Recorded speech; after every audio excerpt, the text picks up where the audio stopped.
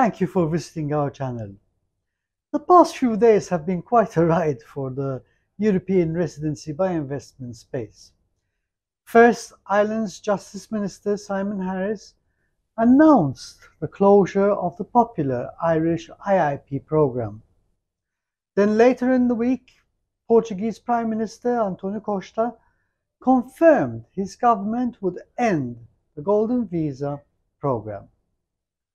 At a press conference after a cabinet meeting dedicated to housing, he cited a fight against real estate speculation in its drive to address the lack of affordable housing.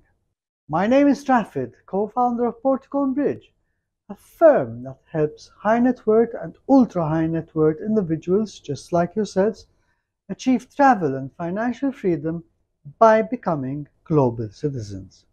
Before we start our preparations for a wake for the Portuguese Golden Visa Program, let us look at what will happen after the Prime Minister's announcement last week. To begin with, the government of Prime Minister Costa does not have the legislative competence to effect changes to the Golden Visa Program. It can propose, but not change. The amendments have to be approved by Parliament, which is the competent legislative body to rescind or amend laws. Still, I will return to the process that will follow in a minute.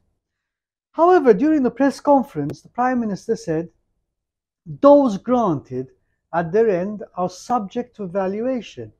If it is exclusive for real estate, there will be renewals if the real estate investment is for permanent own housing for descendants or is placed on the rental market, and here we do not place any restrictions on being placed on the affordable income market. It's purely and simply placed in the rental market. This is what he said.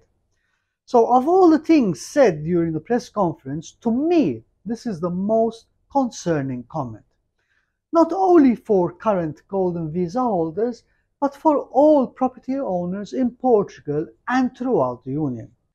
God forbid that a government of a European Union country will limit the fundamental human right of free enjoyment of one's property by dictating what he has to do with his property to be able to renew his Golden Visa permit. I am sure I am not the only one feeling this way. And this will be challenged in the Constitutional Court. Imagine you own a holiday home in the Algarve, and one fine day the Portuguese government decides that since you only use the property for vacations, you need to place it on the rental market or sell. What will you say? This principle must be challenged to avoid a precedent being set. Otherwise, our fundamental rights as European citizens and residents to freely enjoy our property that we've worked so hard for can be diminished. So now let us return back to the wake preparations or the postponement of that. There is still a long road before we will see the end of the Golden Visa legislation. As I mentioned, the government needs legislative competence to change the Golden Visa Program. The next step after the announcement is that the government will hold a public consultation with all stakeholders who will put forward their thoughts. I am sure there will be a heated debate between those for and against the proposals. Also, I am sure many will follow the rallying cry that Golden Visa investors are responsible for the increase in property prices, which is as far from the truth as one can get. Golden Visa investments account for just 3% of the entire Portuguese property market. So how can it possibly be that these investors are distorting the property market prices? I guess someone has to be the scapegoat. Following the public consultation phase, government will hold another meeting of the Council of Ministers to discuss and present its final bill, which will be tabled in Parliament. Theoretically, the Socialist Party in government have a majority in Parliament and can effectively approve the measures announced without putting forward further amendments. At this point, I would like to go back to late November 2022, when the Portuguese Communist Party tabled a motion in Parliament to scrap the Golden Visa Program, with the Socialist Party, led by Prime Minister Costa and the Prime Minister himself, voting against this motion. I know, as the saying goes, a week in politics is a long time, but are all the members of Parliament on the government bench going to vote in favour of scrapping the Golden Visa Program, when a few months back they voted against it being terminated? For argument's sake, let's say the bill is approved. Then the bill will be sent to the President of the Republic, who has three options. He can accept the bill and sign it into law.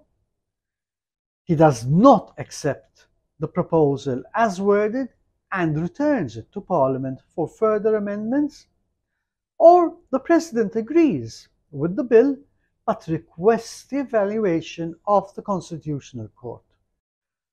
So for those of you who have lived or worked in Portugal, just like myself, I would take a deep breath and wait before organizing any wake for the demise of the Portuguese Golden Visa Program, since the saga has just begun and is bound to take several months. Let's be frank, things in Portugal don't happen overnight. May I remind you that the process for the last changes that took effect on the 1st of January 2022 started 2 years earlier, in December 2020. The definite is that at some point we will either see a drastically or dramatically different version of what we have today, or the permanent closure of the Golden Visa Program. So suppose you are interested in the Portuguese Golden Visa option. In that case, you have a last window of opportunity. If your application is submitted before the change or closure takes place, your application will proceed under the current law's terms and conditions. If you have any questions about moving to Portugal, please drop them in the comment section below. See you next time, and make it a great day.